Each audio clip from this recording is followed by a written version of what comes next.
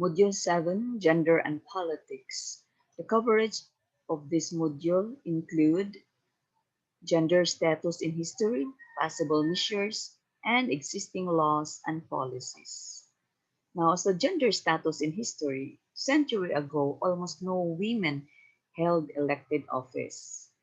In the world, women make up half the world's population, but they hold just 19% of seats in the world's 188 parliaments.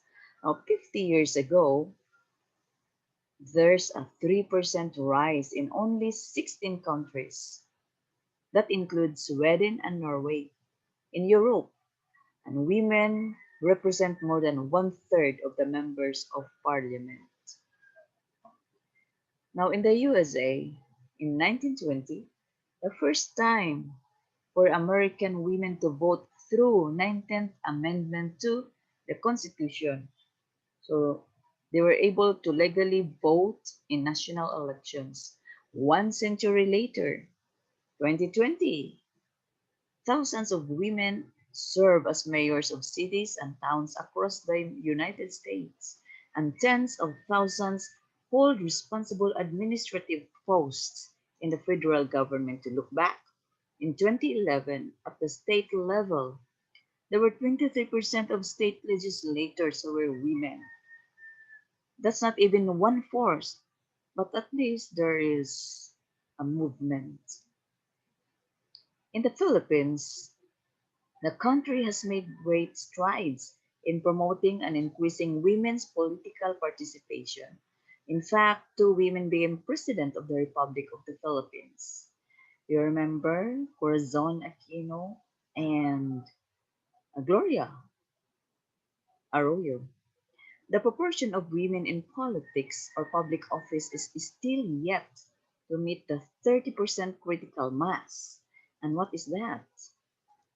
Okay, scholars identify as the minimum percentage necessary for a minority group to be able to influence decision making. It has to be 30%. Now, from 1998 to 2016, the percentage of elected women ranged from 16% to 21%, reaching its peak in the 2016 elections. That's when Rodrigo Duterte won as president, right? And that is so far away from 30%. In 2019 national and local elections, only 20%, that's 8,782,000 of the candidates were female, and that is still very far from 30%.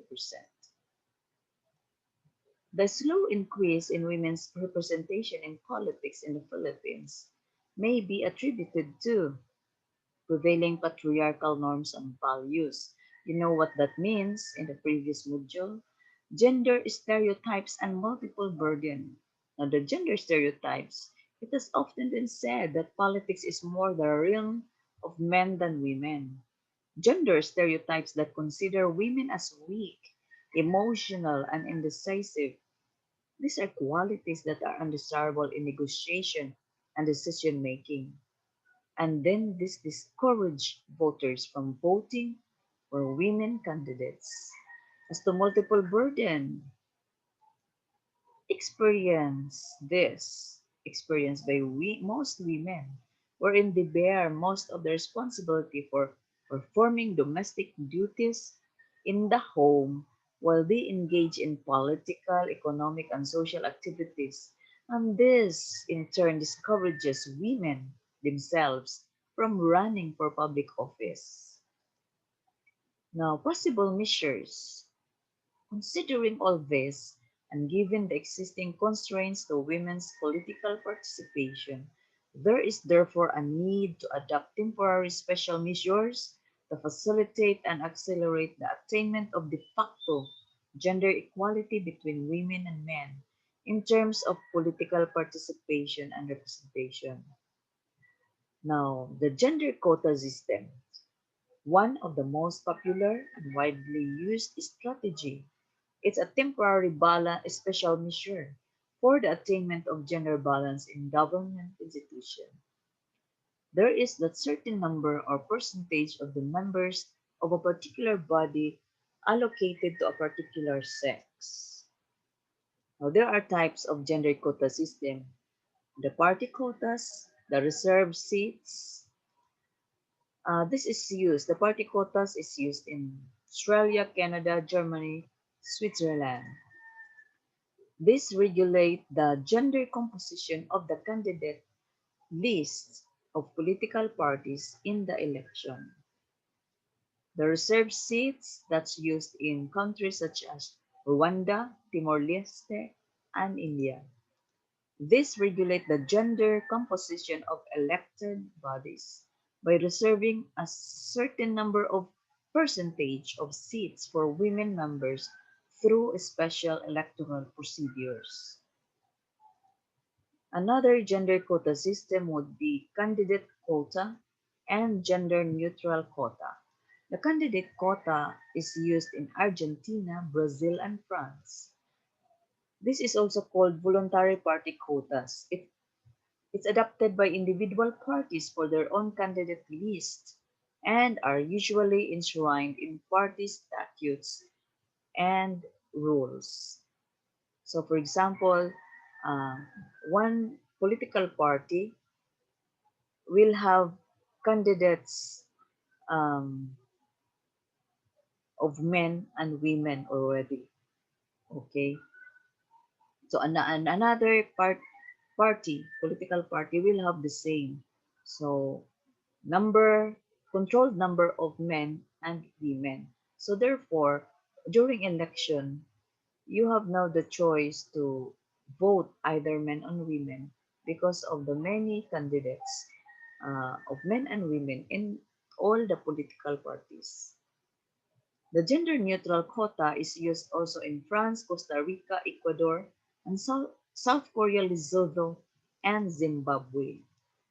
Neither sex shall occupy more than a given percentage of seats. This type of quota may also be in the form of a requirement for alternating female and male candidates on candidate lists.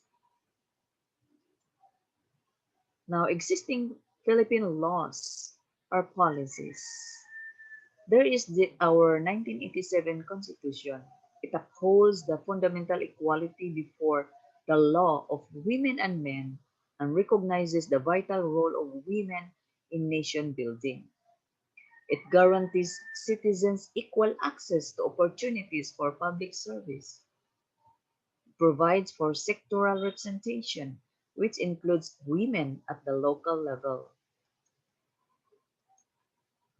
There is also the Magna Carta of Women, or RA 9710. It provides under Section 11 the undertaking of temporary special measures to accelerate the participation and equitable representation of women in all spheres of society, particularly in the decision-making and policy-making processes in government and private entities, to fully realize the role as agents and beneficiaries of development.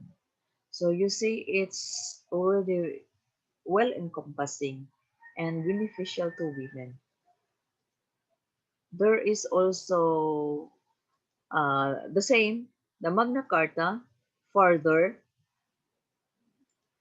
mandates the adoption of temporary special measures for the incremental increase of women in third level positions in the civil service until a 50-50 gender balance is achieved. It sets a 40% quota for women in local development councils and planning bodies. The same Magna Carta provides for the creation of an incentive system for encouraging political parties to integrate women in their leadership hierarchy and electoral nominating processes, among others.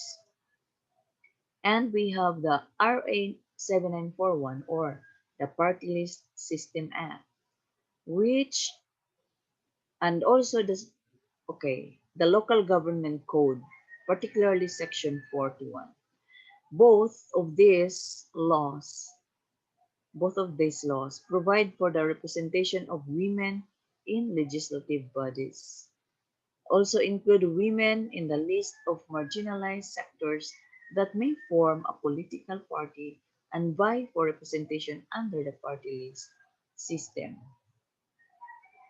All those laws that we just mentioned in the Philippines were just responsive or responding to the international laws, such as the Convention on the Elimination of All Forms of Discrimination Against Women, or CEDAW.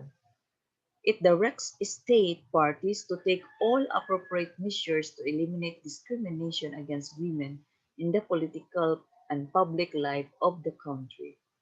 And Philippines is a participant to this CEDAW. CEDAW ensures the rights of women to participate in the formulation of government policy, the implementation thereof, and to hold public office and perform all public functions at all levels of government. So, from barangay level to national level, on equal terms with men in Article 7B. Okay, the Beijing Declaration and Platform for Action, adopted at the United Nations Fourth World Conference on Women in Beijing in 1995, calls on all parties to implement affirmative action for the equal participation of women and men in decision making in order to strengthen democracy and promote its proper functioning. And another one, United Nations Sustainable Development Goals, or the SDG, particularly goal number 5 on achieving gender equality. This particular goal targets women's full and effective participation and equal opportunities for leadership at all levels of decision making in political, economic, and public life. So, since the Philippines, our country, is a signatory also of SDG, so we can see this actually being translated to us at the individual level from our national programs carried over by LGU and some other, down to the barangay level and some other um, government agencies.